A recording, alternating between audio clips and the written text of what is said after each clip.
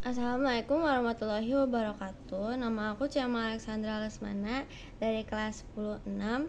Jadi hari ini aku mau mempresentasikan tentang bioteknologi keju.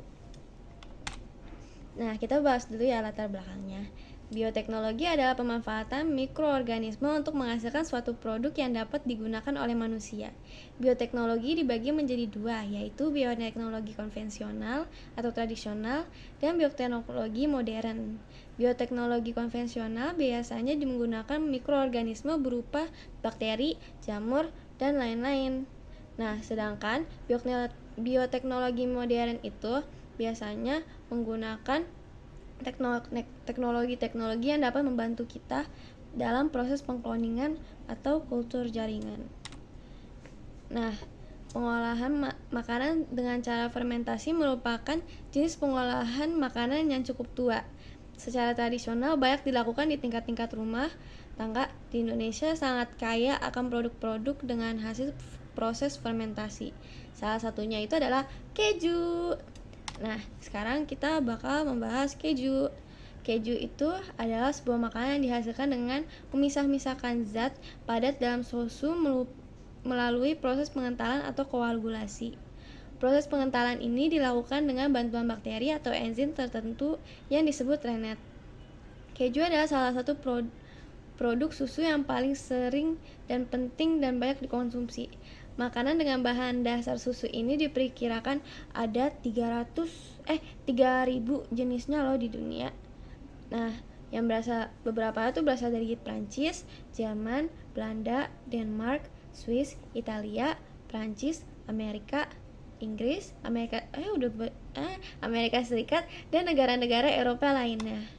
Nah, dalam pembuatan keju digunakan bakteri asam laknat, yaitu Lactobacillus dan Streptococcus. Bakteri tersebut berfungsi memfermentasikan laktosa dengan susu menjadi asam laknat yang terdapat dalam cuka makanan. Nah, tujuannya tuh buat apa sih kita kayak gini? Tujuannya adalah untuk biar tahu cara pembuatan keju tuh gimana. Karena kayak seru gak sih? Kalau kataku sih seru. Nah, ini cara pembuatan keju. Alat dan bahan yang kita butuhin itu, alat-alatnya ya, pertama ada panci, sendok, saringan, kain bersih, sama cetakan. Nah, kalau bahan-bahannya itu ada 500 ml susu, 4 sendok cuka makan, dan 1/4 teh garam. Nah, ini kita langsung aja ke langkah-langkahnya. Langkah-langkahnya yang pertama itu ada merebus 500 ml susu yang tadi dalam panci hingga mendidih.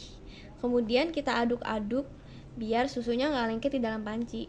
Nah, yang kedua itu kita diemin rebusan susu selama beberapa menit setelah mendidih. Lalu kita tambahin 4 sendok air cuka yang tadi dengan tujuan memisahkan bagian zat cair pada susu dengan bagian zat padat pada susu.